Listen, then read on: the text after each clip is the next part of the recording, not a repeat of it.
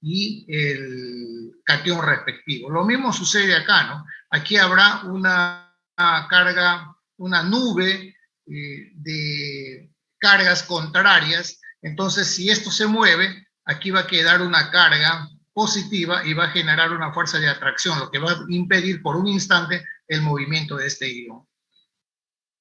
Los conductores de la corriente eléctrica, tenemos conductores de primera clase, por ejemplo, ¿no? En esta parte son los electrolitos, ¿no? Conductores de segunda clase y conductores electrolíticos. Movimiento iónico y transformaciones químicas. Hay dos grandes grupos. El primero, formado por sustancias puras, que pueden ser sales fundidas. Hay procesos electroquímicos en los cuales se pueden desarrollar cuando la sustancia está fundida. Por ejemplo, el cloruro de sodio puede ser fundido aproximadamente a 750 grados Celsius. Y en esa condición, en ese nivel de temperatura, podemos desarrollar un proceso electrolítico de interés para obtener sodio metálico. El segundo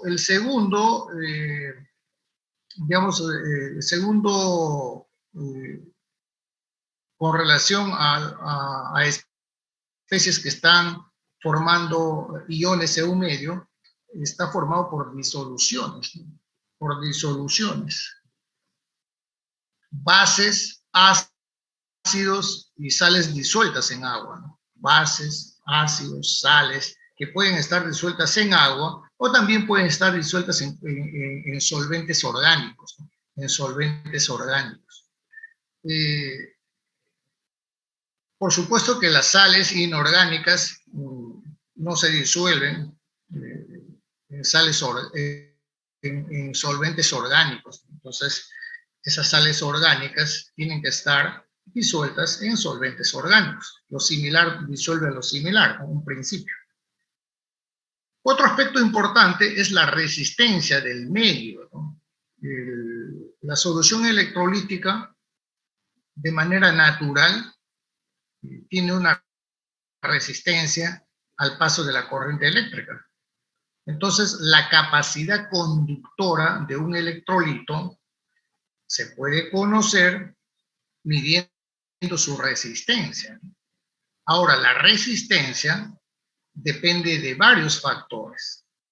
¿De cuáles, por ejemplo? Del área de los electrodos, del área de los electrodos, de la forma de los electrodos, de la temperatura del electrolito, de la concentración de las especies que están presentes en el medio, de la concentración iónica, ¿no? Por ejemplo, cloruro de sodio se disocia totalmente, una mol de cloruro de sodio genera una mol de iones sodio. También depende del tipo de disolución, así como también de la posición de los electrodos. La vez pasada hemos hablado del tipo de disolución, ¿no? Podemos tener una solución que es una solución que tiene alta población, alta concentración de iones, pero podríamos tener ese mismo ion en un medio, por ejemplo, que está formando un complejo, y podríamos tener disoluciones acuosas de gran concentración de iones, y podemos tener también una disolución acuosa, pero en una solución acomplejada que podría ser amoniacal, cianuro, por ejemplo. Entonces, el ion respectivo de interés tiene poca concentración en el medio, ¿no? Entonces, más bien es el ion del complejo que tiene alta concentración, y dentro de ese ion acomplejado está el ion de interés que queremos, por ejemplo, reducir, si esto es el caso, ¿no? Entonces, en relación a esto, podemos tener electrodos que son planos, ¿no? electrodos que son planos. Podemos tener electrodos que son cilíndricos. Conductor y en muchas industrias se aplica grafito para poder desarrollar un proceso y así evitar contaminaciones, por ejemplo. El grafito se usa mucho en distintos procesos industriales. Este grafito podría ser como un electrodo cilíndrico. Esta zona que ven acá es donde se hace la conexión, ¿no?, para que esto sea un ánodo o un cátodo. Aquí podemos ver este mismo grafito, pero que podría ser usado como placas, ¿no?, como placas. Grafito. También podemos tener una variante de grafito que es carbón vítreo, ¿no? Carbón es a nivel de investigación, cuando se hacen trabajos en celdas de 3 electrodos, se suele usar mucho el carbón vítreo. Fuese más o menos un estuche como de un lapicero, pero la sección transversal del lapicero, ahí está digamos, el grafito, es para desarrollar algún proceso de interés a nivel de investigación en pequeños volúmenes, ¿no? Por ejemplo, aquí tenemos plomo. Fíjense ustedes, este electrodo, plomo, y cómo está la superficie, ¿no? La superficie tiene como hendiduras, ¿no?, a lo largo del electrodo. Podría ser también una superficie corrugada, ¿no? Así como una superficie corrugada, como si fuera una calamina, ¿no? Podría ser.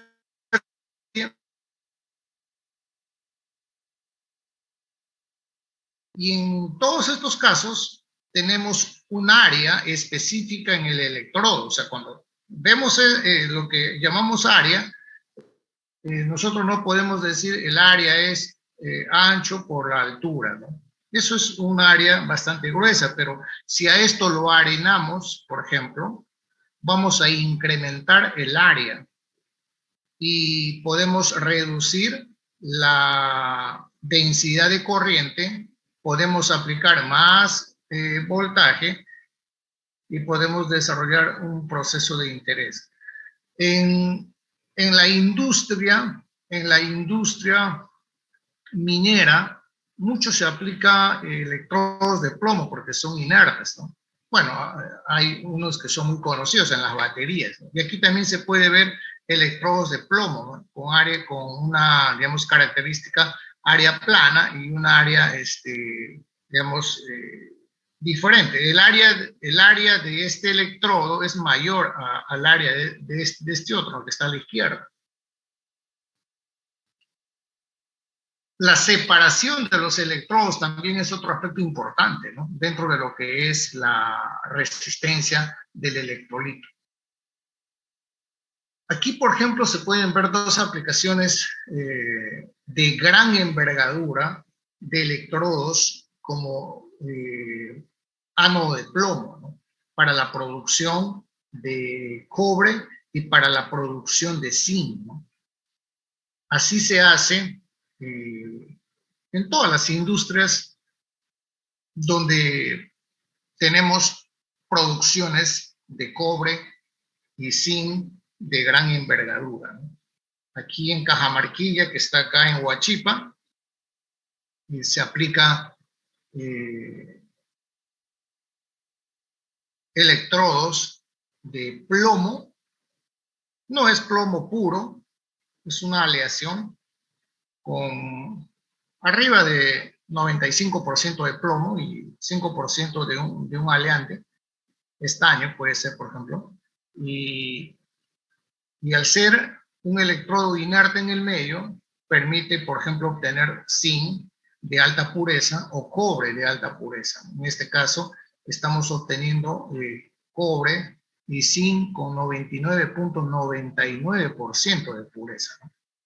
Entonces, estos electrodos se usan. La conductividad de los electrolitos, las disoluciones, al igual que los conductores electrónicos, que son metálicos, obedecen a la ley de Ohm, ¿no? Pero donde no hay elevados voltajes, ¿no? Nosotros podemos aplicar,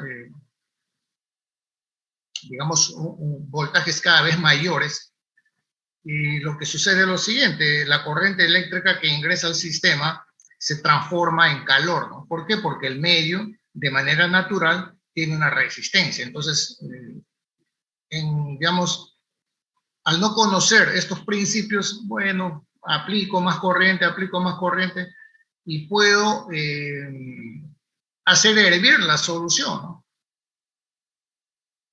Y puedo malograr el sistema porque pienso que al aplicar más voltaje va a pasar más corriente. Lo que vamos a observar es que a medida que aplicamos el voltaje, el voltaje cae y el proceso se para, no se detiene.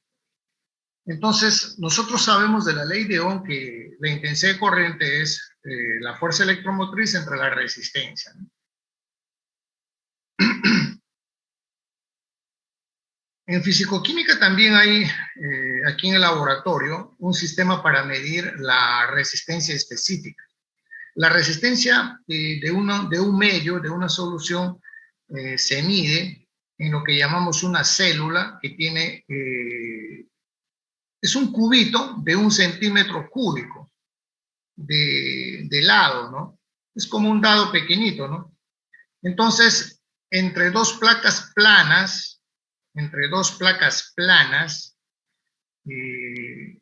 están separadas por 1 centímetro.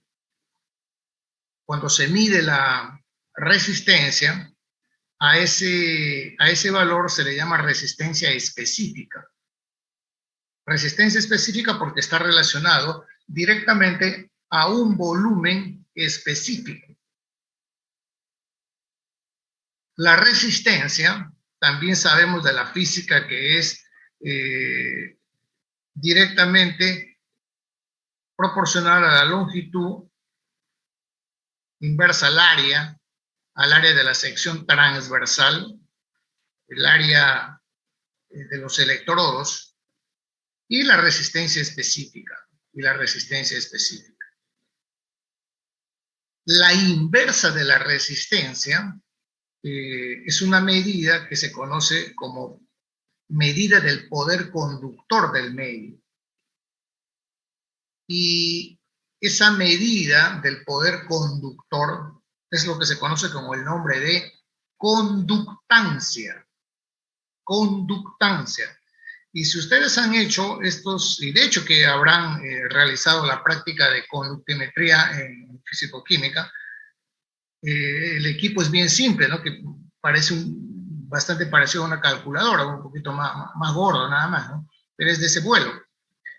Ahí han medido el valor de la conductancia de menor concentración a mayor concentración. No sé qué soluciones habrá tocado. Y la concentración es en Siemens, ¿no? Se mide, digamos, la conductancia se mide en Siemens, ¿no? Que es Siemens por segundo, ¿no? Entonces es la conductancia específica. Entonces, esto se puede medir directamente en un equipo, en un conductímetro. Y la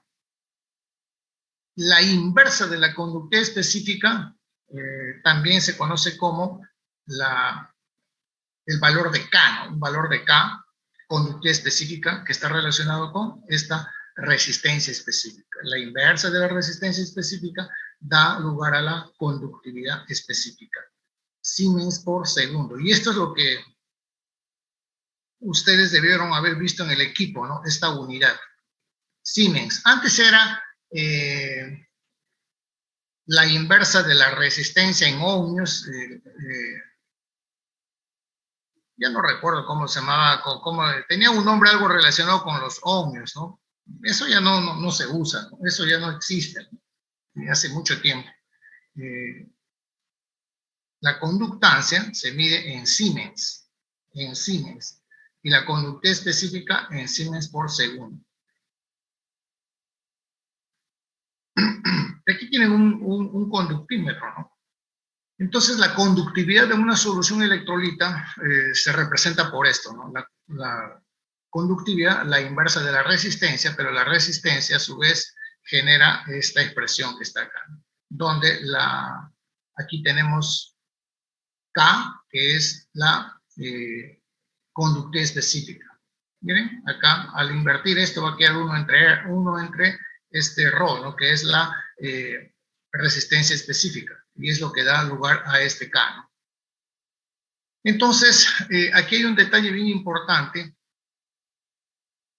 que hay que tener en cuenta, que es el poder conductor, la capacidad conductora de todos los iones que son producidos por un equivalente gramo de un electrolito. Equivalente gramo, no por una mol, ¿no? Un equivalente gramo de un electrolito. Cuando la distancia de separación entre los electrodos es de 1 centímetro. Y a ese poder conductor se le denomina, bajo esa condición, conductividad equivalente. Y su símbolo es esto, ¿no? La inversa de V, ¿no? Entonces aquí tendríamos Siemens, centímetro cuadrado, dividido entre un equivalente gramo. Y esto lo puedo representar también por esta expresión, ¿no? La conductividad equivalente es igual a 1000 C, la concentración en equivalente gramo, y K, la conductividad específica. Entonces, esa es una relación importante. Sus unidades de resistencia en ohmios, la conductancia en Siemens, la resistencia específica ohmios por segundo y la conductividad específica Siemens por segundo. Siemens por segundo, o Siemens por segundo a la menos 1, centímetro a la menos 1. Tipos de electrolitos. A nivel de industria se realizan procesos industriales muy importantes manejando electrolitos fuertes y electrolitos débiles, ¿no? Y uno puede preguntarse, pero si yo quiero alta conductividad, ¿debería solamente usar electrolitos fuertes? Bueno, eso podría ser una apreciación válida, pero la realidad es que no es así. Un electrolito es una sustancia que se disuelve en el agua y da lugar a la formación de iones, ¿no? Los electrolitos pueden ser débiles o fuertes, y eso está vinculado a su capacidad de ionizarse total o parcialmente, ¿no? Los débiles se ionizan parcialmente y los fuertes, bueno, casi al 100% o el 100%. Los electrolitos fuertes, existen una gran variedad de electrolitos fuertes, ¿no? Ácidos, por ejemplo, ¿no? Ácido clorhídrico, nítrico, sulfúrico, sales como cloruro de sodio, cloruro de potasio, etcétera, ¿no? Entonces, cuando tenemos una sal, un ácido, entonces, bueno, la disociación va a generar los iones respectivos de esa sal, ¿no? Por ejemplo, el nitrato de potasio será pues nitrato y el potasio, ¿no? Aniones y cationes, ¿no? Pero estos son acuosos, ¿no? No están libres, no están libres, están rodeados de agua, están hidratados. Lo mismo con la soda, ¿no? Esta es una sal, bueno, tenemos acá sodio, el hidroxisodio, sodio, catión y oxidrilo, ¿no? El anión oxidrilo, no radical. Bueno, el ácido sulfúrico, bueno, que puede ionizarse y dar esto, ¿no? Y a nivel de procesos industriales, por ejemplo, el ácido sulfúrico pues es usado en cantidades muy grandes, por ejemplo, para obtención de cobre, para obtención de zinc, por ejemplo, porque estamos hablando de procesos que manejan reactores que tienen 10 metros cúbicos de solución, por ejemplo. Y estamos hablando de cientos de reactores que desarrollan estos procesos de interés, ¿no? Que pueden ser cobre, que pueden ser zinc u otro metal de interés. Electrolitos débiles también los hay en gran cantidad, ¿no? Por ejemplo, para citar unos cuantos, ¿no? El ácido acético, el ácido bórico, sales cianuradas complejas. Podemos tener, por ejemplo, el cianuro de cobre y sodio, ¿no? El cianuro de plata y sodio puede ser también,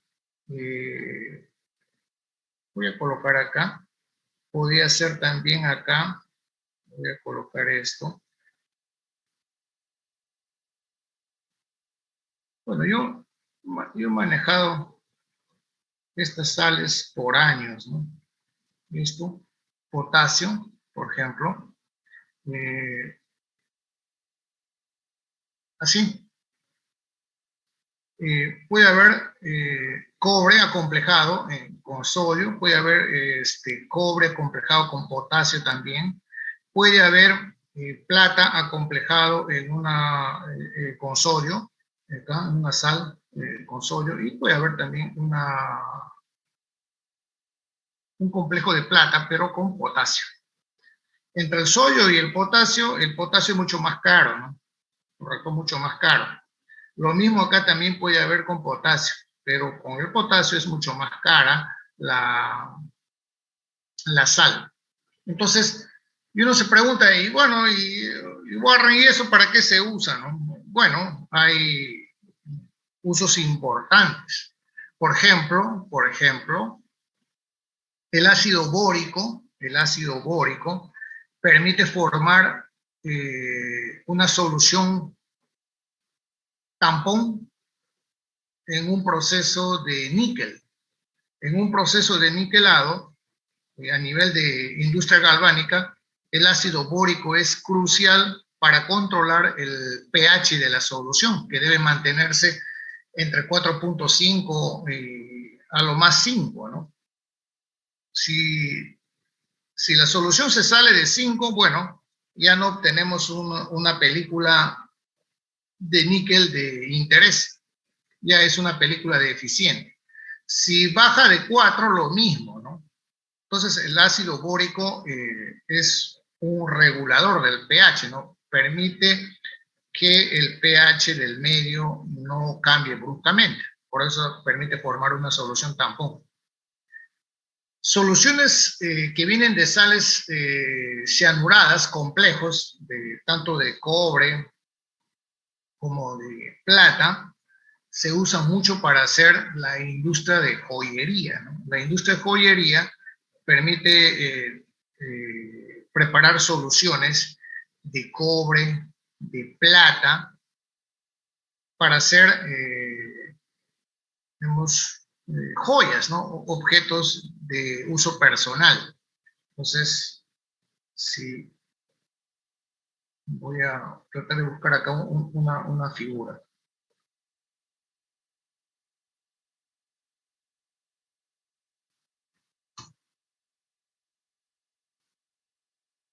Y esos procesos, alguien se puede preguntar, ¿no? Pero, ¿y por qué no lo hago con una solución de nitrato de plata, por ejemplo, ¿no? ¿O por qué no lo hago como al cobre, con sulfato de plata, por ejemplo? Entonces, simplemente no lo puedes hacer porque la plata es un elemento que puede, con suma facilidad, reducirse. Entonces, si tú tienes una alta concentración de iones plata en una solución, lo que vas a hacer es reducir la plata, pero no va a tener un acabado de interés. Ese es el detalle. Entonces, ¿por qué? Porque su potencial, la plata, le gusta estar como plata, ¿no? Y no como conformando parte de iones. Entonces, es bastante sensible a la aplicación de un potencial. Entonces, es por eso que se regula su concentración en el medio aplicando medios que sean a partir de sales complejas, ¿no? Eso es lo que se trata de hacer. A ver acá. Vamos a ver acá.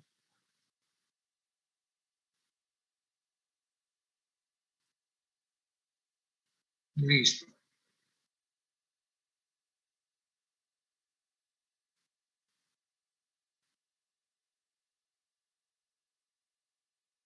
Y en el mundo se manejan esas soluciones a partir de soluciones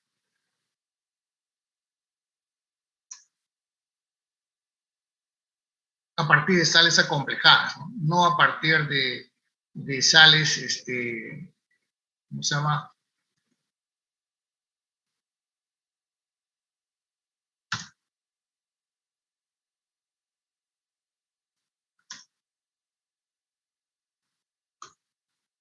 No se manejan a partir de sales simples, ¿no? Porque no, normalmente cuando se obtiene la plata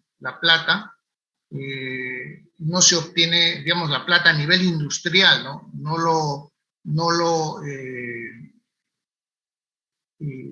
lo obtenemos para que aparezca bonita la plata en cuanto a presentación, ¿no? Eso no nos interesa, lo que nos interesa es obtener grandes cantidades de plata que ya luego, cuando son convertidas en un lingote, se pueda tener ya mediante un proceso galvánico acabados de interés, ¿no? Como lo que estoy mostrando ahorita, por ejemplo, ¿no? Así, ¿correcto? Así. Miren, estos acabados en la industria de la joyería se hacen a partir de estas sales, ¿no? Y no se hacen a partir de las sales como nitrato de plata, sulfato de plata, no, nada, o sales de oro, ¿no? Todas se hacen a partir de estas, ¿no? El oro también va así como esta, ¿no? En vez de tener plata acá, colocamos oro, ¿no? Entonces, ¿qué es lo que tenemos? Cuando esta sal se disocia, lo que tenemos es un anión, un anión complejo donde está el metal de interés, ¿no? Que queremos reducir. Entonces, cuando este anión se disocia, va a liberar algo de plata, algo de cobre o algo de oro. Entonces, el anión controla la concentración del oro dependiendo del nivel de cianuración que tenga.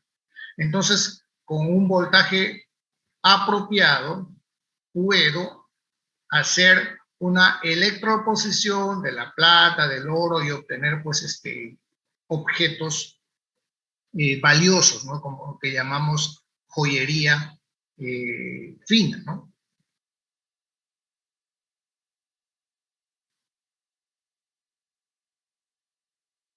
Hasta acá, ¿alguna consulta? Henry.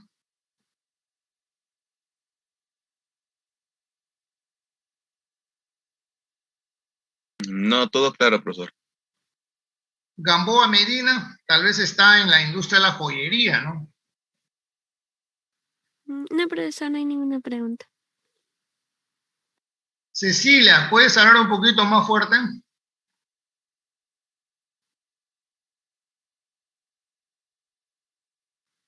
Ya, ahora sí se me escucha mejor. Más o menos, Cecilia, parece que estás triste. ¿Qué pasó? No, es que no, ahorita me encuentro por celular porque por mi laptop no funciona mi micro. Ah, ya, muy bien. No te preocupes, tranquila. Christopher, Todo bien, profesor. ¿todo bien? ¿Qué Christopher? ¿Está bien? ¿No hay ninguna pregunta? No, no, profesor. Oye, Christopher, ahí en Tarapoto no hay nadie que haga joyería. Es tu oportunidad. Claro, Franco, ahí no hay, hace un tiempo atrás yo conocí a bueno, fui para divertirme un rato por allá, y no sé, me buscaron para ir, a la banda de Chiricahua, había un señor que hacía estas cositas, adornos, para los colegios, para las promociones, ¿no? Pero lo hacía, pues, un poco sin ningún control, digamos, ¿no? Pero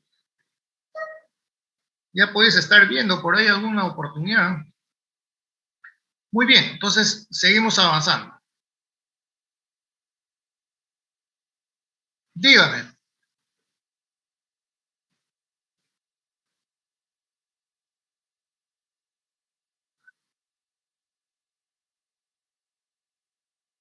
Brian, ¿podrías hablar un poquito más fuerte?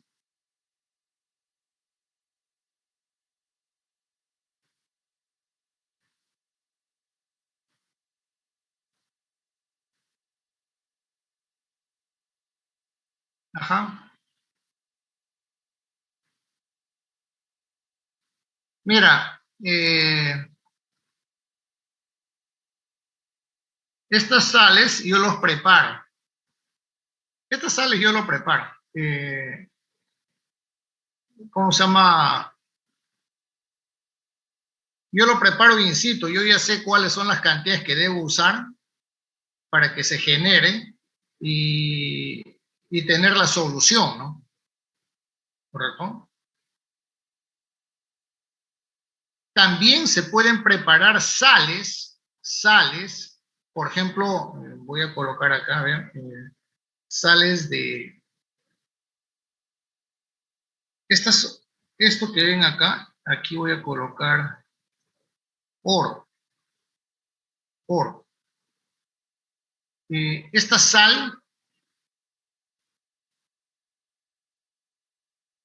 sal se puede preparar electrolíticamente, esta sal.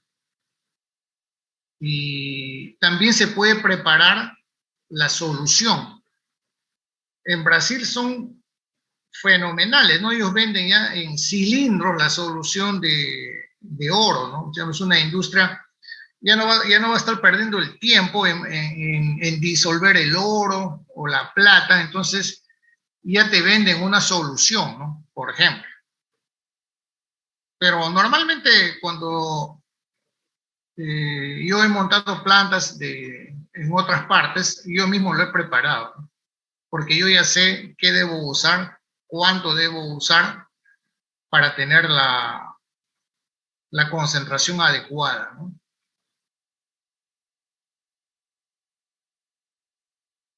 ¿Queda claro, Brian?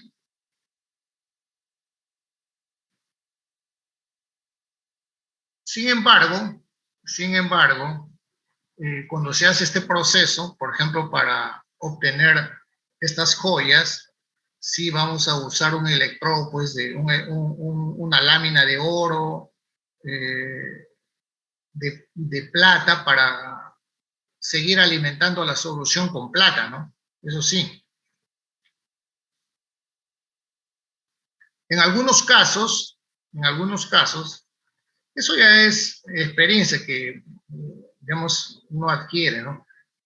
Por ejemplo, puedo no usar un electrodo de plata, pero sí puedo usar un electrodo de acero, ¿no? Y la solución comienza a desgastarse paulatinamente en la medida que va trabajando, ¿no? Va produciendo los objetos, sortijas, lo que tengamos que procesar, ¿no? Bueno, aquí tenemos la conductividad equivalente a 25 grados de algunas sustancias, como por ejemplo el ácido clorhídrico, cloruro de potasio, nitrato de plata, sulfato de níquel, ácido acético, un débil, hidróxido de sodio, todos ellos fuertes, ¿no? Con excepción del ácido acético. Entonces, fíjense ustedes, con la concentración en normalidad. A medida que aumenta la concentración, la conductividad equivalente disminuye en todos los casos. En todos los casos hay una disminución. Y uno se pregunta, pero ¿por qué es eso? ¿Cómo uno puede explicar eso? Si estamos claros de que al aplicar una diferencia potencial hay un movimiento iónico, entonces, ¿dónde hay un movimiento iónico, vamos a llamarlo así, libre? Cuando la concentración tiende a ser cero, ¿no? Entonces, el ión está separado, digamos, a nivel de tamaño de especies iónicas, están separados grandes distancias. Y por lo tanto, su movimiento es mucho más libre, menos interferencias. En cambio, cuando la concentración se incrementa, aumenta la población iónica y el movimiento se restringe, porque van a haber choques, van a haber interferencias entre las cargas. Entonces, el movimiento del ión ya no es, digamos, tan libre, ¿no? Tan libre. Está sujeto a la presencia de las otras especies. Por eso es que cuando la concentración aumenta, la conductividad disminuye. Y aquí se pueden ver las gráficas, ¿no? Las gráficas, de aquí se puede ver el caso del ácido acético, ¿no? El ácido acético comienza a ascender cuando la concentración, digamos, va disminuyendo, ¿no? Y esto se vuelve asintótico. Entonces, cuando la concentración tiende a cero, lo que se llama conductividad equivalente a dilución infinita, bueno, vamos a tener un valor de conductividad, donde a esa concentración de dilución infinita, teóricamente, donde existe una gran separación entre las cargas, el movimiento es prácticamente libre, no hay interferencia entre las cargas, no hay la fuerza de interacción debido a la carga de las especies está, digamos, anulada por la gran distancia, por la gran población de agua en la cual están rodeadas. Entonces el ión se mueve rápidamente y por lo tanto su conductividad es elevada. Pero en la medida que va aumentando la concentración, la conductividad va disminuyendo, ¿no? Porque el movimiento está restringido. Bueno, esto es lo que normalmente uno ve, ¿no? Por ejemplo, en las baterías podemos tener el ánodo, el cátodo, y poder desarrollar un movimiento de los iones para un proceso de interés, ¿no? Entonces, los factores que hemos estado comentando están influenciando en el proceso electrolítico. El tipo de electrodo, el área del electrodo, la separación entre los electrodos, la conductividad del medio, que es lo mismo de decir la concentración iónica, el tipo de solución, etc. Otro aspecto importante a tener en cuenta es lo que se conoce con el nombre de la constante de la vasija, ¿no? Constante. La resistencia que hemos visto es proporcional a la resistencia específica de longitud entre área. La longitud es la distancia de separación entre los electrodos, el área es constante, entonces esta resistencia específica es 1 entre K, la conductividad específica.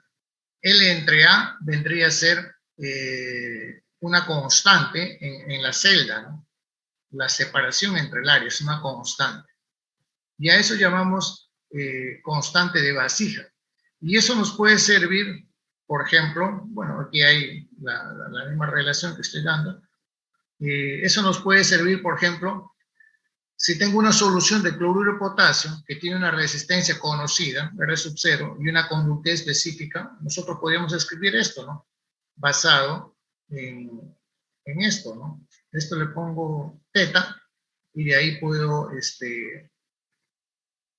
sacar la relación que estamos mostrando acá. Teta es la resistencia específica por la o la conductividad específica por la resistencia del medio. Entonces, si esto como teta es una constante, entonces nosotros podemos usar esta relación para encontrar, por ejemplo, la conductividad específica de otra solución, ¿no? Simplemente esto será, digamos, de otra solución K1 por R1, digamos, ¿no? Y puedo encontrar esa resistencia. La conductividad equivalente a dilución infinita. Hemos mencionado que la conductividad es el resultado del movimiento iónico de las especies que están presentes en el medio, ¿no? Entonces, la conductividad a dilución infinita significa que la concentración tiende a cero. ¿Por qué decimos infinita? Porque lo que queremos mostrar es que o dar ciertas condiciones. ¿Qué condiciones? Que hay una gran separación entre las cargas y entre esas cargas hay una gran cantidad de agua. Al haber una gran separación provocada por el agua de estos iones, entonces la fuerza de atracción entre el catión y el anión prácticamente no existe. Entonces, el ion se puede mover con libertad. Bajo esa condición de dilución infinita, entonces se tiene la conductividad equivalente y es el máximo valor que se puede obtener para una sal determinada o un ácido. Por ejemplo, para el electrolito cloruro de potasio, la conductividad equivalente a dilución infinita es 130, ¿no? 130. Esto está Siemens centímetro cuadrado por equivalente gramo. El nitrato de potasio, 126.3. Cloruro de sodio, 108.9. Y así sucesivamente tenemos de muchas sales este valor, ¿no? Este valor de conductividad equivalente a dilución infinita. Y este valor implica extrapolación, ¿no? Para poder determinar ese valor. El tratamiento cuantitativo de los electrolitos viene dado por la teoría que han impuesto ya hace mucho tiempo atrás, como cerca ya de 100 años, David Huckel, ¿no? Y la idea fundamental es, debido a las atracciones eléctricas entre las cargas, cationes y aniones, dice acá, hay por término medio más iones de signo opuesto que del mismo en las proximidades de un ion. Cada ion está rodeado por una atmósfera iónica de signo contrario. Y eso es lo que está acá, ¿no? Digamos, si este es el ion, supongamos que esta parte blanca es el ion, ¿correcto? Positivo, por ejemplo. Entonces, este ion positivo no puede existir por sí solo, ¿no? Tiene que haber su contraparte. Entonces, su contraparte va a estar rodeando a este ion, ¿no? ¿Correcto? Va a estar rodeado a este ion. Y cuando el sistema está en estado estacionario, vamos a tener al ion y lo que llamamos la nube iónica o la atmósfera iónica que está rodeando a ese ion. Entonces, cuando se aplica un potencial, un voltaje externamente, lo que vamos a hacer es romper el estado estacionario y vamos a provocar un movimiento de ese ion dirigido hacia el electrodo opuesto. Cargas negativas hacia el polo positivo, cargas positivas hacia el electrodo negativo. Entonces, supongamos que tenemos acá este catión, ¿no? Si a este catión, a la solución le aplicamos una diferencia de potencial, entonces este catión se va a mover rumbo hacia el cátodo, ¿no? Ese es su meta. Choques, interferencias, él es un peleador, va a intentar llegar hasta el electrodo para neutralizar su carga. Entonces, ¿qué sucede? Cuando este ion se mueve, digamos, lo que va a dejar es, por un instante, va a quedar acá un espacio vacío de este ion que se ha movido, que ahora está en esta posición. Y por un instante va a estar presente la atmósfera iónica que de manera natural tiene. Entonces, por un instante, aquí vamos a tener una nube o una atmósfera iónica de carga contraria que va a ejercer una fuerza de atracción debido a la carga positiva del ion. Y esa atracción es lo que va a permitir que este ion, por ejemplo, debido a esa interacción, no se mueva libremente, ¿no? Eso con respecto a la carga. Pero este ion no está solo, ¿no? Este ion está en un medio de agua, ¿no? En la medida que se mueve, se va desplazando, va dejando una atmósfera iónica atrás que le va impidiendo que se mueva libremente. Pero él está decidido a ir hacia el cátodo, ¿no? Y trata, a como dé lugar, de alcanzar a ese electrodo. Por eso decimos acá, si la destrucción y la formación de la atmósfera iónica, digamos, es instantánea, entonces no existirá fuerza de atracción sobre el ion en movimiento. Pero la realidad es que no es así, ¿no? Hay una fuerza de atracción y como fuerza de atracción restringe el movimiento del ion. Y por lo tanto, a eso llamamos tiempo de relajación, ¿no? Como que el ion debió haber alcanzado el electrodo de un tiempo, pero no lo hace, ¿no? No lo hace no porque no quiere, se demora más, ¿no? Se demora más por la interacción permanente que de manera natural tiene con su propia atmósfera iónica que va dejando atrás. Además de poder tener interacciones con otros iones de carga contraria que van a chocar, así como también con el agua que lo está rodeando, ¿no?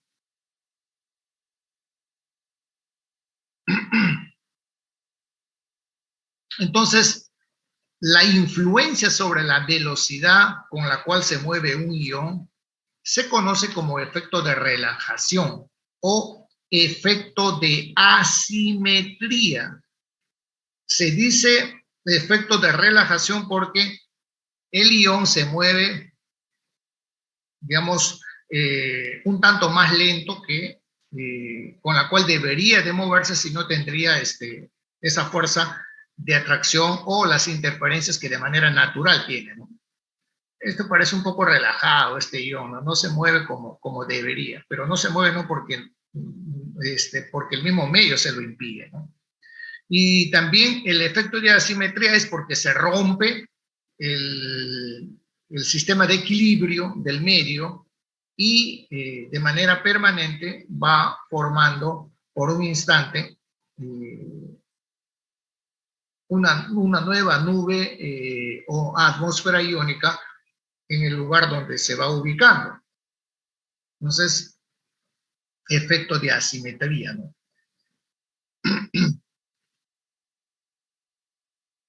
La tendencia de la fuerza electromotriz que se aplica para mover al ion y por lo tanto para alejarlo de su atmósfera iónica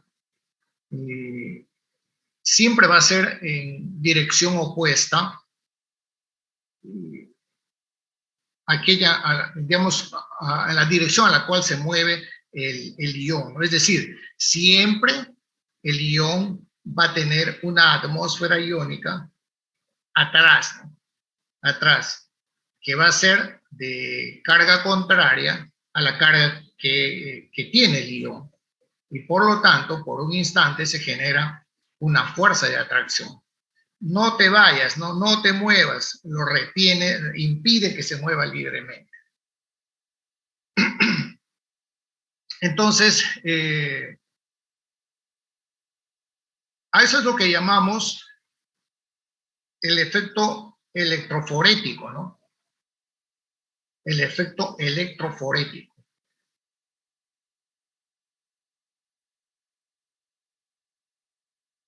Sobre la base de observaciones de cómo se comporta un electrolito cuando se le aplica una corriente eléctrica o una diferencia de potencial, bueno,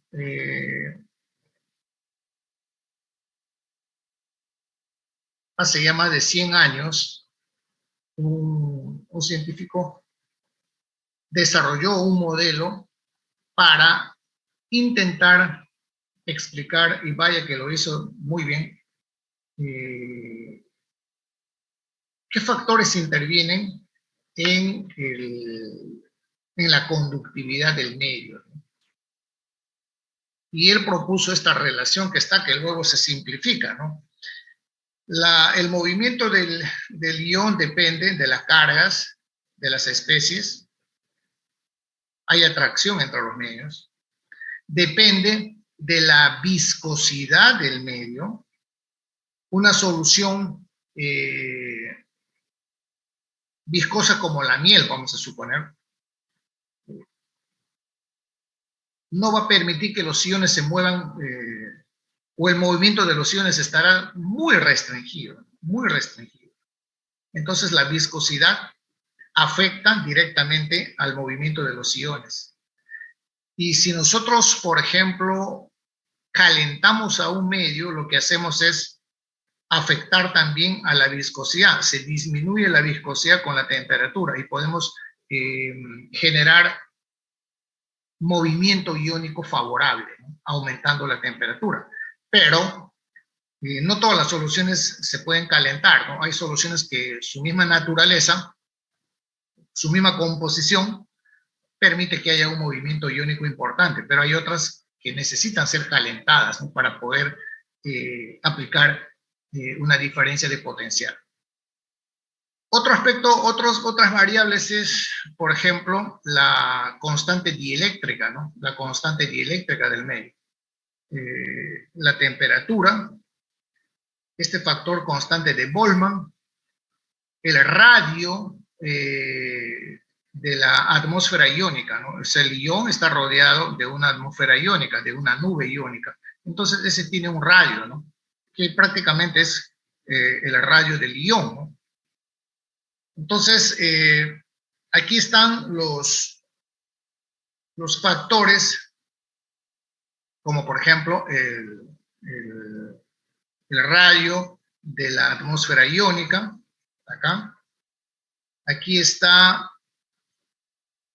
esta constante que está relacionado con la carga de los iones,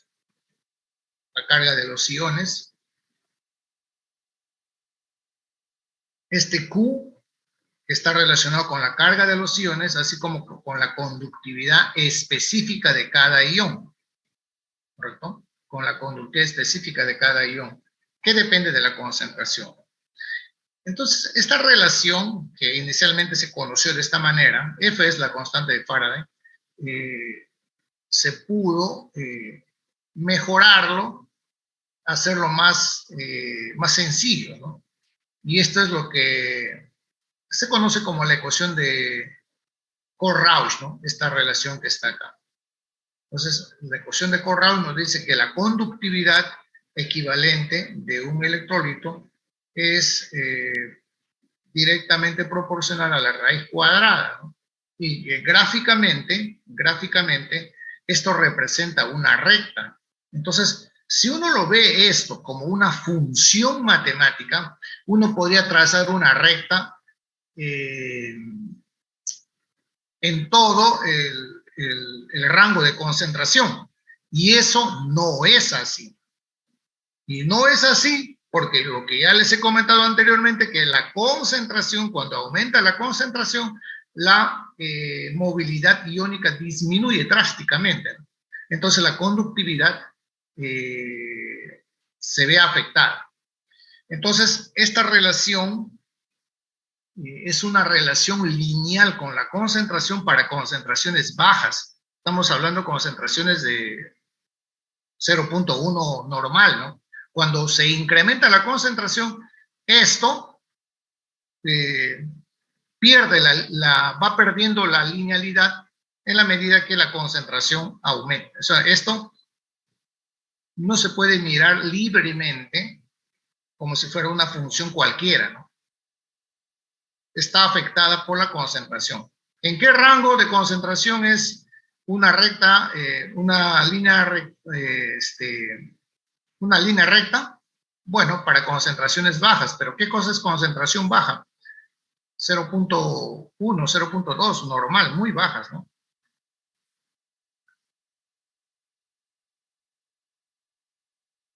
Y acá se puede ver, por ejemplo, el caso del ácido acético, ¿no? Ácido acético, este ácido acético comienza a tener una curva hacia arriba. Aquí se puede ver el ácido acético mucho mejor, ¿no? Miren.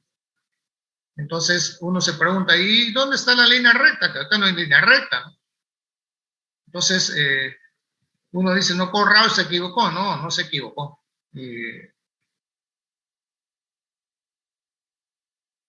Este es un electrolito débil. Es un electrolito débil.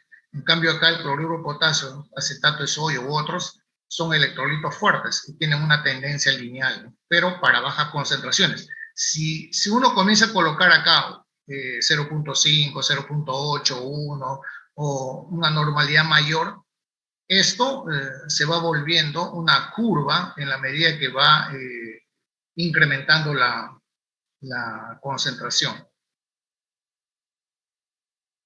La migración independiente de los iones es justamente cuando tenemos la conductividad del medio a dilución infinita, ¿no? Cada ión aporta a la conductividad a dilución infinita con la conductividad iónica a dilución infinita, ¿no? Y viene a ser la suma, la contribución, pero a dilución infinita. Y esto no se cumple cuando tenemos soluciones, digamos, cada vez más concentradas, ¿no? Bueno, aquí tenemos la conductividad iónica, por ejemplo, del hidrógeno, potasio, etcétera. Del hidrógeno, siempre el más agilito por ser el más pequeñito, 349.82, ¿no? Y siempre le sigue su compadre, el anión oxidrilo, ¿no? 198.5, ¿no? Estos viven juntos, ¿no? Bueno, y así tenemos otros aniones y así como también otros cationes, ¿no? Y también estos están afectados por el tamaño, ¿no? Un gordito corre menos rápido que un delgado, ¿no?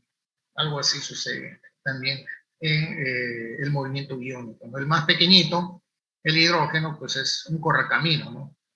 Corre muy rápido, se mueve muy rápido en el medio. Bueno, para iones complejos, orgánicos, todos los iones orgánicos, la conductividad tiende hacia un valor límite, ¿no? Y ese valor límite es 28 Siemens centímetro cuadrado por equivalente gramo. Esa es la conductividad de las soluciones orgánicas, ¿no? Aquí tenemos para aniones, por ejemplo, de ácidos grasos, 28, para cationes de alquilamonio, esto es más o menos 24, para cationes de ácidos grasos, 26. O sea, aquí hay como alrededor de una tendencia hacia 28, ¿no? Esta imagen que ven acá, esta es de la revista Tecnia. Ya no me acuerdo, ¿no? Esto habrá sido más o menos a ver, el 2006, el 2007, algo así que salió esta revista. Esta persona que está acá soy yo, ¿no? Este es en el laboratorio de electroquímica cuando estábamos haciendo el proceso de un proyecto que hicimos para hacer el proceso de anodizado.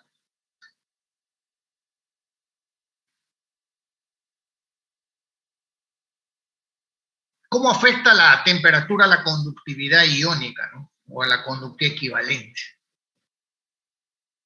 La temperatura en muchos procesos galvánicos, por ejemplo, es de mucho interés, ¿no? Y si no se calienta el medio, el proceso no se desarrolla. Entonces, la conductividad equivalente a dilución infinita, en general, la conductividad se incrementa con la temperatura. Y la relación es esta, ¿no? La conductividad de dilución infinita a 25 grados por este factor que está acá. Y este beta es para sales, para ácidos, para el hidrógeno, el OH, en general para el resto de iones, ¿no? Entonces, siempre que incrementamos la temperatura, aumentamos la temperatura, la conductividad se va a ver favorecida. Pero eso no significa que, oye, quiero acelerar mi proceso, pues voy a calentarlo. No, eso no es así, ¿no? Si un medio, una solución, de por sí tiene una conductividad alta, ¿para qué voy a calentar, no? ¿Para qué voy a calentar? ¿Para qué voy a gastar energía? No se hace así, ¿no? Normalmente, soluciones, por ejemplo, como la solución de níquel, una solución para níquel, para hacer parachoques de carros, guardafango de motocicletas, en la industria automotriz, en la industria mecánica, el níquel es una solución que necesita calentarse, sí o sí. Y yo ya varias veces he planteado a los alumnos, tal vez aquí haya un valiente, ¿no? De hacer un proceso de níquel que esté a temperatura ambiente como se hace con el cobre brillante, por ejemplo. Y esa sería una tesis espectacular porque eso nos permitiría llenarnos los bolsillos de dólares, ¿no? Porque digamos, bueno, yo que trabajé para Sharing, también indirectamente hacía trabajos con Eshlota. Acá había los representantes de Sharing, bueno, ustedes siempre les he acompañado, ¿no? El proceso de níquel, el proceso de cromo, el proceso de oro necesita temperaturas, ¿no? Necesita temperatura. Y estamos hablando de temperaturas del orden de los 60 grados, ¿no? Entonces, si nosotros podíamos hacer un proceso de níquel en frío, como se hace con el cobre, sería espectacular, ¿no? Porque mandaríamos a llorar a Sharing, a Eshlota, porque ellos son los que, digamos, venden pues todos los equipos para sistemas de calefacción, ¿no? Hay una chica que un tiempo estuvo bastante interesada en hacer ese trabajo, ¿no? Hacer un proceso de níquel en frío, ¿no? Porque el proceso normal que se hace tiene sulfato de níquel, cloruro de níquel, ácido bórico, ¿no? Y bueno, aditivos. Pero requiere calentar la solución, ¿no? Vemos como máximos a 60 grados, ¿no? Entre 50 y 60 grados funciona.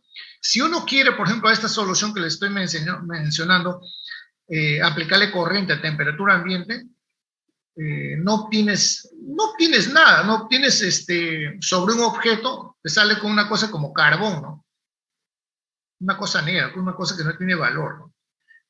¿Por qué? Porque si tú aplicas corriente, aumentas el voltaje, tú te das cuenta de que no pasa corriente eléctrica, no circula corriente eléctrica, el voltaje cae, y 1000 veces le aplicas el voltaje, 1000 veces que va a caer.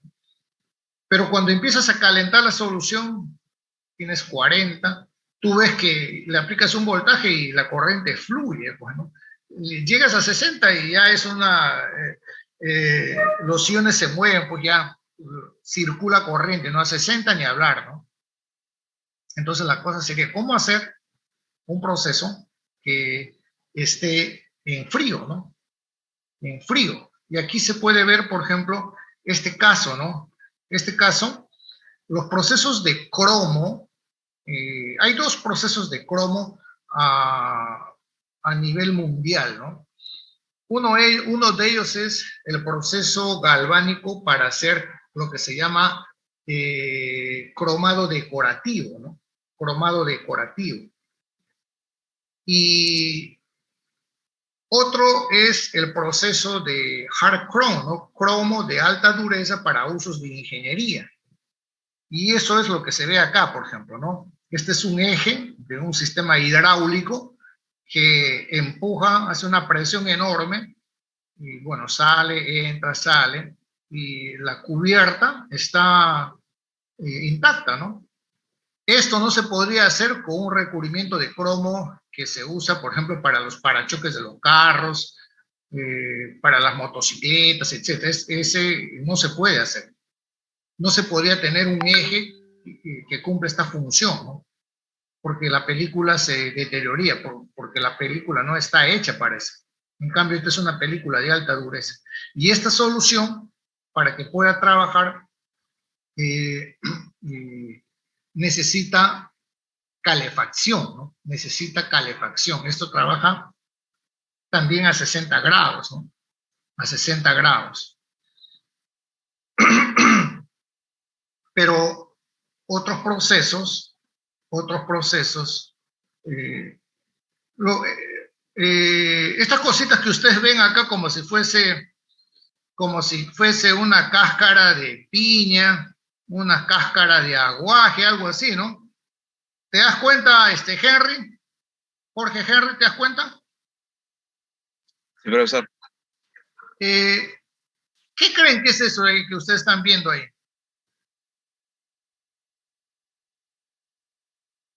¿Tienen alguna idea de qué puede ser eso? ¿Qué es lo que pasa? Este reactor, como funciona a una temperatura de 60 grados, esta solución, bueno, va salir en finas gotitas hacia la atmósfera, debido a la gran producción de hidrógeno que se da en el cátodo, ¿no? ¿Qué es esto? Entonces, este es el ánodo, todo este es el polo positivo, y este es el cátodo. Entonces, aquí en el cátodo se libera gran cantidad de hidrógeno que como gas, bueno, va a arrastrar, va a salir de la solución, ¿no? Entonces, para evitar de que haya arrastre, aquí se coloca estas pelotitas, son pelotitas de polipropileno, ¿no? Unas pelotitas ahí, entonces la solución también se condensa sobre estas pelotitas, ¿no? De esa manera se evita de que pase al ambiente. Bueno, por ejemplo, en estas soluciones, aquí estamos hablando pues de miles de metros cúbicos de solución, ¿no? Por ejemplo, en el cobre, en el zinc, estas soluciones no se calientan, ¿no?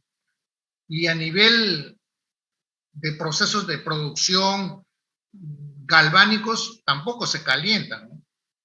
La solución de manera natural se puede calentar algo porque está pasando corriente eléctrica, porque tiene una resistencia, ¿no?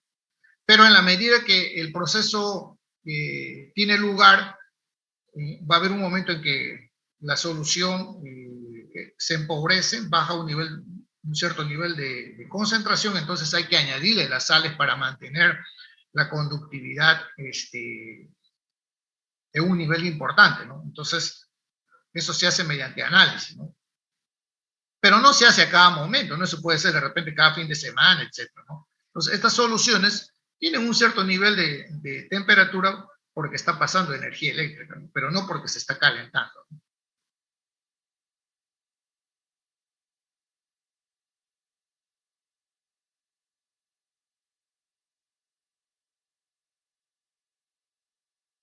A ver, vamos a ver acá si...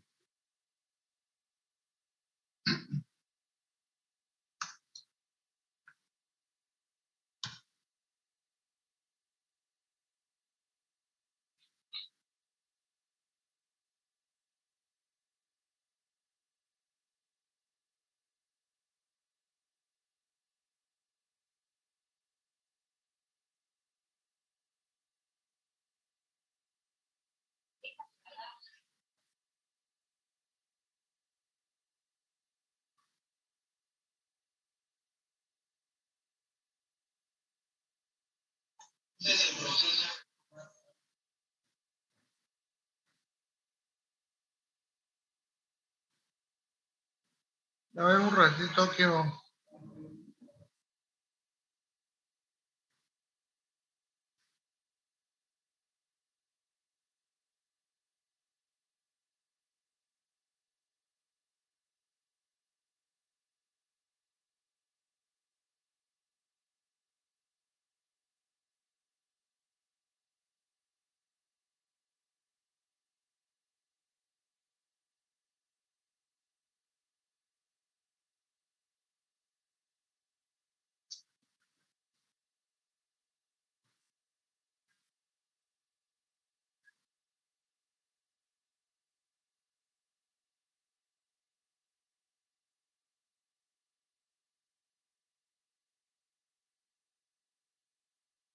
Este es un proceso de limpieza del objeto, ¿no? A esos objetos, bueno, este es, digamos, un proceso no digamos, automatizado.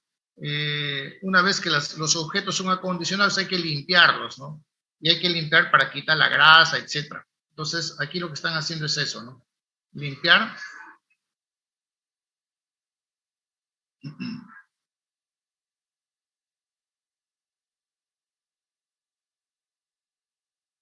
Fíjense ustedes, todo este gas que observan es hidrógeno, ¿no? Entonces, el hidrógeno, en su salida de la solución, pues puede arrastrar finas gotitas de la solución, ¿no? Miren, acá ven ustedes, este es el proceso de níquel, ¿no? Pueden ver ahí que está saliendo, ¿cómo se llama? Producto de la calefacción, el agua tiende a evaporarse, ¿no? Este no es un proceso automatizado, ¿no? Pero yo sí valoro mucho a los peruanos que sin ser ingenieros, sin haber ido muchas veces, ni haber terminado el colegio, sí han podido hacer industrias importantes acá, ¿no? Miren. Ese es el níquel.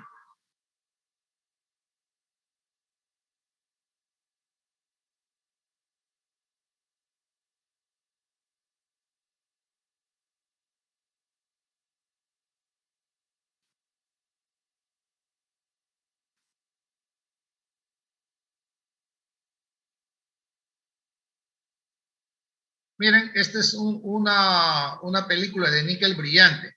Entonces, a esto es lo que yo me refería hace un momento, ¿no? Sería interesante poder hacer un proceso de níquel, pero que sea en frío, ¿no?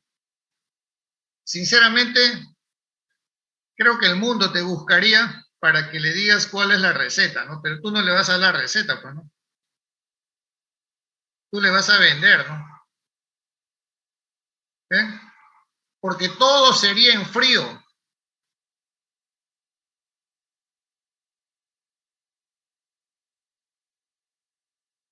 Entonces ahí están, una vez que sale del níquel lo lavan. Cuanto más espesor tenga el níquel, el objeto será mucho más resistente, ¿no? Ahí está el cromo. Para hacer un proceso de cromo, luego vamos a ver esto más adelante, que aquí lo que estoy mostrando es que este sistema necesita temperatura. Eso es lo que quiero que ustedes se den cuenta.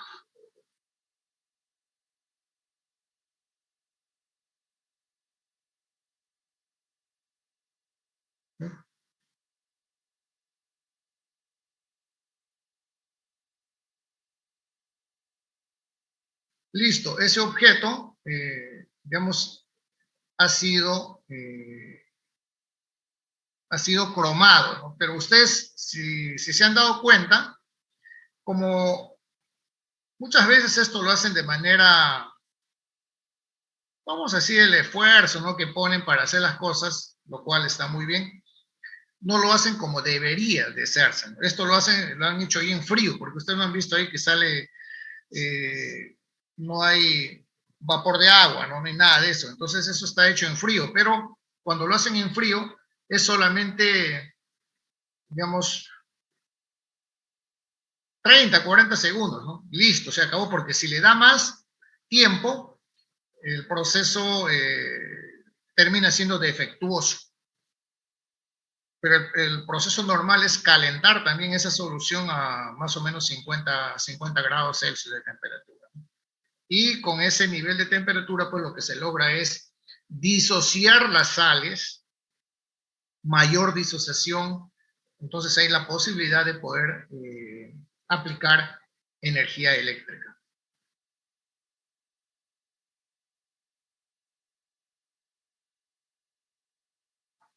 Entonces, la conductividad de los iones y la velocidad iónica. Hemos visto que a dilución infinita todos los iones se mueven libremente, ¿no? Entonces, cada ion participa en la conducción de la corriente eléctrica. La conductividad va a depender de varios factores: del número de iones, de la carga de cada ion, así como de la velocidad con que se mueven los iones. Es lo que se conoce como la velocidad de catión y la velocidad de anión. Entonces, si la influencia es de 1 voltio por centímetro,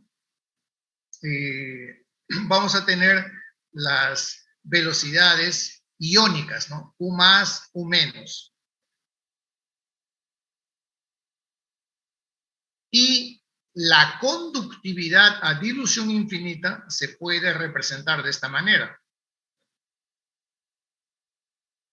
La velocidad iónica del catión y del anión va a estar multiplicado por la constante de Faraday. Entonces, si nosotros aplicamos el Faraday a cada uno de ellos, vamos a tener esta parte que viene a ser la contribución a la conductividad iónica por parte del movimiento iónico de los cationes, y lo mismo acá por la parte de los aniones. Entonces, ¿esto qué representa? La conductividad iónica a dilución infinita, y este es un valor que hemos visto hace un momento en una tabla, ¿no? Tanto para el catión para el anión. Entonces, de aquí podemos sacar lo que se conoce con el nombre de la velocidad o movilidad iónica, ¿no?, que se relaciona con la conductividad iónica a dilución infinita dividido por el número de Faraday, cuando se aplica una diferencia de potencial de 1 voltio por centímetro. Y aquí tenemos las movilidades iónicas de algunos iones, ¿no? Catión, hidrógeno, por ejemplo, 36.2 por 10 a la menos 4, potasio 7.61 por 10 a la menos 4, el anión hidroxilo 20.5, y así sucesivamente muchos otros, ¿no? Y tienen otros más. Entonces, la conducción electrolítica en un reactor electroquímico cilíndrico, por ejemplo, lo que hemos visto hace un momento en las imágenes con respecto al cobre, los reactores son de forma paralelepípedos, ¿no? Entonces, en esos sistemas tenemos una entrada de sulfato de cobre o de sulfato de níquel que ingresa al proceso y está saliendo, ¿no? En el caso del cobre tenemos más o menos un rango de 60 con la cual ingresa y sale más o menos con el orden de los 30 más o menos, la concentración a la salida. Entonces, la solución está recirculando, ¿no? Está recirculando. Y podemos también tener procesos en los cuales tenemos reactores cilíndricos, ¿no? En la realidad, pues hay de todos tipos, ¿no? Luego vamos a ver, por ejemplo, cuando veamos la aplicación del anodizado, cómo es, hay reactores que pueden ser paralepipédicos, cilíndricos, para desarrollar procesos como anodizado. Entonces, miren, acá tenemos reactores del tipo paralepipédicos, ¿no? Este es para el proceso de anodizado. Esto lo vamos a ver en un tema aparte. Y bueno, al final al proceso se pueden dar colores, ¿no? Aquí también tenemos reactores paralepipédicos, ¿no? En el caso del proceso de zinc, acá lo que está en Huachipa de la refinería, bueno, yo lo digo refinería Cajamarquilla porque históricamente así nació, ¿no? Con ese nombre, refinería Cajamarquilla, pero venía una corporación nueva y bueno, le cambiaba de nombre, ¿no? Y ha pasado por tantas corporaciones y desde hace como, a ver, 14 años o algo así, se llamaba Votarantim Metais, y últimamente hace como 2 o 3 años creo que la han vendido parcialmente, no sé cómo es el tema ahora, y creo que lleva un nombre mixto, ¿no? Creo que lo han vendido con una compañía francesa, algo por el estilo. Votarantim Metais era, o es una compañía brasilera, ¿no? Ahí en Cajamarquilla los reactores tienen 10 metros cúbicos, ¿no? 10 metros cúbicos. Y ese proceso de la refinería, pues yo lo conozco de años, ¿no? De años hemos hecho trabajos, no de parte de la UNI, sino de manera de asesoramientos con otras empresas. Y conozco muy de fondo. Y antes nosotros con el curso de electroquímica nos daba nuestro tiempo para ir a esa empresa, ¿no? Aquí como ven cobre, ahí lo que se ve es el zinc, ¿no? Así de esta manera. Toneladas y toneladas de zinc que se extraen, ¿no? Y estos reactores, ven ustedes acá, aquí tiene ánodo, cátodo, ánodo, cátodo, ánodo. Entonces, después de un tiempo viene la grúa y levanta todo el sistema de cátodos, y estas planchas ya son los de 99.99. Estos viajan, bueno, ya se consumen dentro del país o fuera del país, ¿no? Esto ya más adelante se convierten en alambres, en láminas, en fin, en tubos. Se hacen ya otros tipos de productos como pueden ser, por ejemplo, aleaciones, etcétera, ¿no? Terminan también en la industria galvánica, por supuesto. Y aquí tenemos, ¿no? Esto inicia así. El primero es ánodo, el segundo es cátodo, ánodo, cátodo, ánodo, cátodo, ¿no? Siempre el cátodo está rodeado de dos ánodos, ¿no? Para que la corriente le llegue de ambas caras, ¿no? Entonces, esto crezca con suma facilidad, ¿no? Estas planchas llegan a tener como 70 kilos cada plancha. Ahora, imagínense, de uno de estos, pues, sale como 20 planchas, más o menos creo que sale de acá. Y imagínense cuánto, en promedio sale más de 1 tonelada, ¿no? Pero no estamos hablando de un reactor, no estamos hablando de cientos de reactores que hay, ¿no? Entonces, en este proceso, lo que tenemos es esto, ¿no? El cobre que está en la solución se va a reducir, ¿no? Es este, en el cátodo. Pero si tenemos cobre como ánodo, el cobre se va a oxidar, ¿no? Y va a pasar a la solución. Y normalmente, en este proceso que está acá, esto luego lo vamos a ver en un proceso más detallado, en un tema de cobre y zinc. Aquí lo que se tiene es una solución de sulfato de cobre, pero no se usa ánodo de cobre, ¿no? Sino se usa ánodos de plomo, ¿no? Es decir, se extrae al máximo el contenido de cobre de la solución. Entonces, si hay un ánodo de cobre, entonces, por ejemplo, en un proceso galvánico sería esto, ¿no? El cobre se va a ir, el ánodo se va a ir consumiendo y de la solución va a ir pasando al objeto, ¿no? No sé, un parachoque de un carro, etcétera. Entonces, siempre se va a dar esto, ¿no? Cationes al cátodo y aniones al ánodo en sentido contrario, ¿no? Entonces, este movimiento iónico es lo que va a ser impulsado por la diferencia de potencial que se aplica al reactor en la parte externa. Entonces, si tenemos el ion, este ion va a tratar de llegar a como dé lugar. Y aquí lo que se trata de representar es que esto va a ir cambiando de dirección, ¿no? Pero su dirección neta va a ser hacia el electrodo, ¿no? A como dé lugar, él haya choques, interferencias, él va a tratar de llegar hacia el electrodo, ¿no? Y ahí va a generar un intercambio electrónico.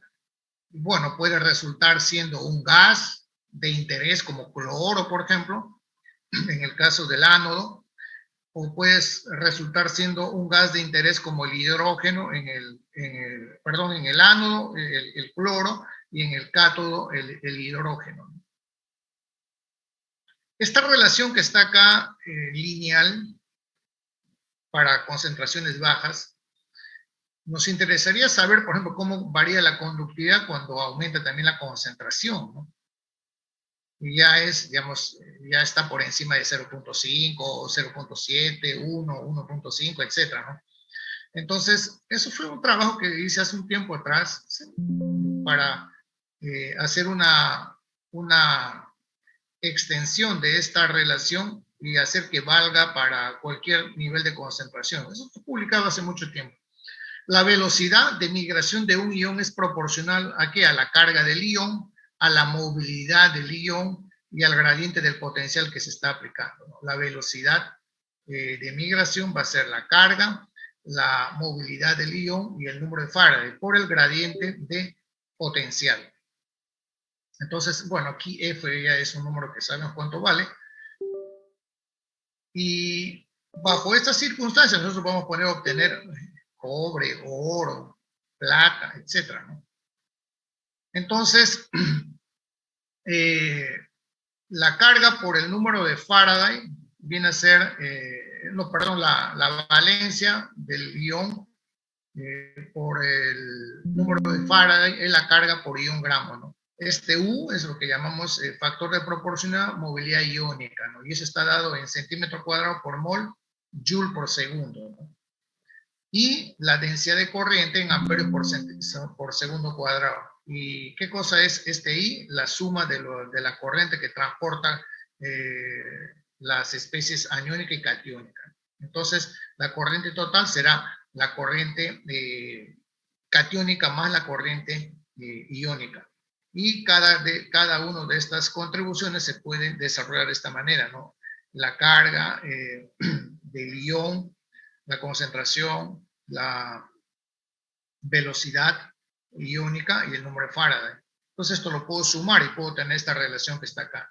Entonces aquí puede ser común el F, ¿no? Por ejemplo, el F. Entonces, otro aspecto importante que hay que tener en cuenta en esta relación es que este producto de Z por C, Z por C, pero positivos y negativos, eso tiene que haber una igualdad, ¿no?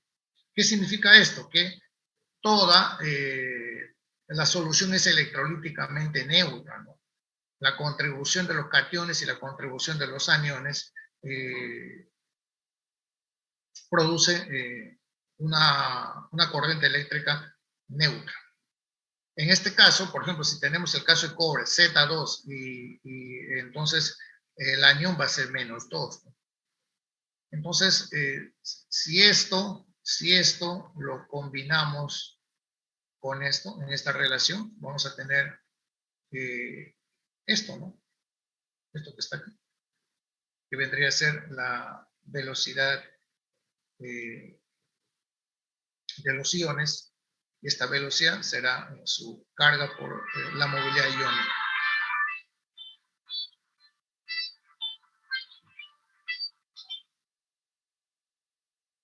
Muy bien.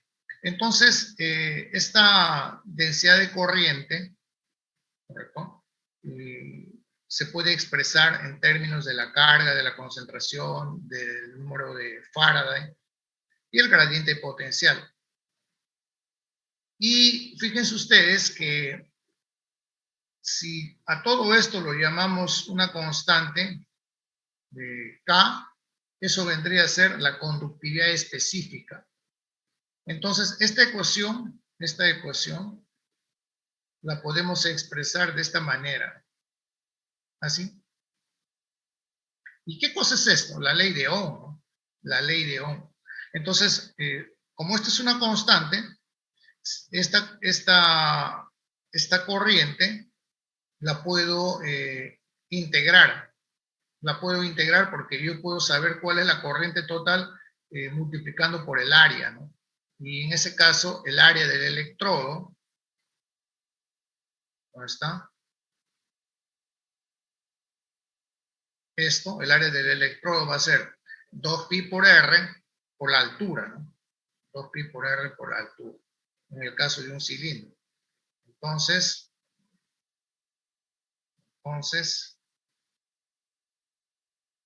aquí tendríamos esto, ¿no? La cantidad de corriente va a ser esto, 2pi por r por la densidad corriente. Y esto lo puedo traer acá. Y puedo integrar y puedo saber la distribución del potencial en el reactor, ¿no? Esto. Si lo integro, bueno, puedo tener esto que está acá, ¿no? La distribución del potencial en el reactor.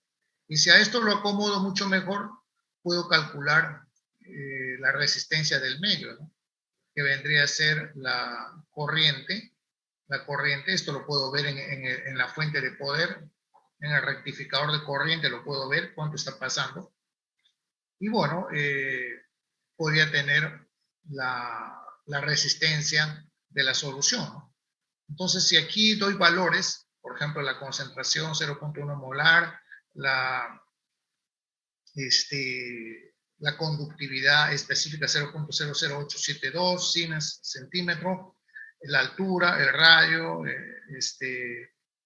la resistencia me sale 0.74, ¿no? Con esto. Listo. Y bueno, puedo también hacer una gráfica, ¿no? De cómo varía el potencial en términos del radio. A medida que nos vamos alejando, bueno, el potencial va disminuyendo, ¿no?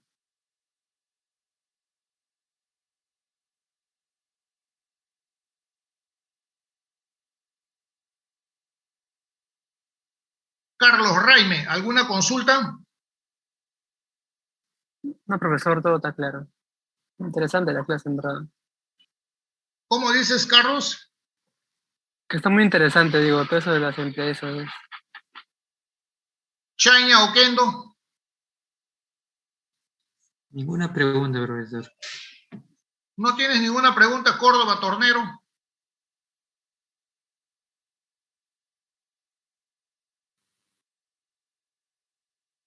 Joshua Gamarra. Una pregunta, profesor. Señorita Mayasca. Profesor, sí, una consulta. Cuando mencionó en la parte de las sales cianuradas, justo el día viernes en el laboratorio habíamos elaborado el zincado y el profesor también mencionó que habíamos usado un medio básico, que era el cianuro, para que se formen los complejos, como usted menciona, y que se dé una mejor aplicación más que nada del zincado, para que se disminuya la velocidad, creo que era del zinc, sí. Ahí lo que tenemos es, para el zinc tenemos en realidad ahí hay dos complejos. El complejo principal es el complejo de sodio y zinc, ¿no? El complejo más importante es de sodio y zinc, o sea, en donde yo he escrito plata, o cobre, ahí está el zinc y el sodio, ¿no? En vez de oro, en vez de plata, zinc. Ese es el complejo principal, pero hay otro complejo también, pero que contribuye en menor proporción a los iones libres de sodio, ¿no? O, perdón, a los iones de zinc libres que puede haber en la solución. Porque fíjense ustedes, tenemos un anión donde está el ion que nosotros queremos reducir, ¿no? Entonces, ese ion, por naturaleza, se va a mover hacia el ánodo, ¿correcto? Entonces, si nosotros tenemos una solución altamente cianurada, el ion va a seguir moviéndose hacia el ánodo, y su capacidad para disociarse y generar iones de zinc en la solución va a ser muy pobre, ¿no? En concreto, si la solución es altamente cianurada, no vamos a obtener ninguna película de zinc en el cátodo, ¿no? En los clavos, etcétera. Si estás haciendo clavos, no vamos a obtener nada, ¿no? Lo que vamos a obtener es una intensa producción de hidrógeno, electrólisis del agua, ¿no? Pero no vamos a obtener nada, ¿no? ¿Por qué? Porque el zinc está altamente complejado y el ion para que genere, libere al zinc o al oro o a la plata, necesita tener un nivel de cianuro, de sodio, potasio, que sea controlado, ¿no? Para que lo pueda liberar, porque si el anión está altamente acomplejado, el metal de interés está altamente rodeado de cianuros, difícilmente se va a liberar, ¿no? Puede disociarse y de repente necesita pues 10 disociaciones para que llegue a liberarse, ¿no? Pero cuando se libera, su concentración es tan pobre que no contribuye, no ayuda a la electroposición del metal de interés, ¿no? Y eso sucede con cualquier metal, ¿no? No solamente con ellos, ¿no?